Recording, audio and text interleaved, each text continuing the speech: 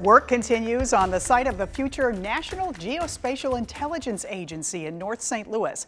It will still be a few years before the nearly $2 billion federal project is complete. But as our Casey Nolan reports, archaeologists have already found riches in the ground below the site. Behind this fence, there is some work going on that promises a prosperous future for this part of North St. Louis. But there's also some work going on to preserve this area's rich history.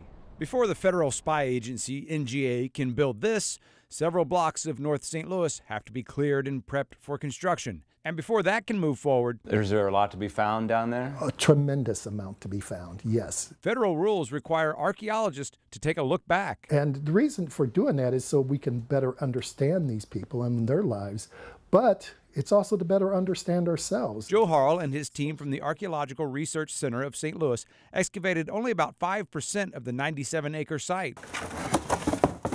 Oops. This is an old clothes washer. But that was enough to find more than 500 boxes of artifacts dating back to the 1850s. Harrell says while we know the city's history from that time. What does this tell you? Well, a lot of women at these places, in order to earn an extra income, did laundry. Everyday objects can help explain everyday life. Harrell says when most homes got running water around 1900, people started to fill up the cisterns they no longer needed with trash that he now sees as treasure. Those were like little time capsules. Until about 1920, 1930, nobody trusts doctors and nobody wanted to go to a hospital. So most these patent medicines that promise to cure things is and home remedies is what people turn to. Everybody always looks at the objects and look at these bottles and think, oh, how pretty that bottle is. That must be worth lots of money.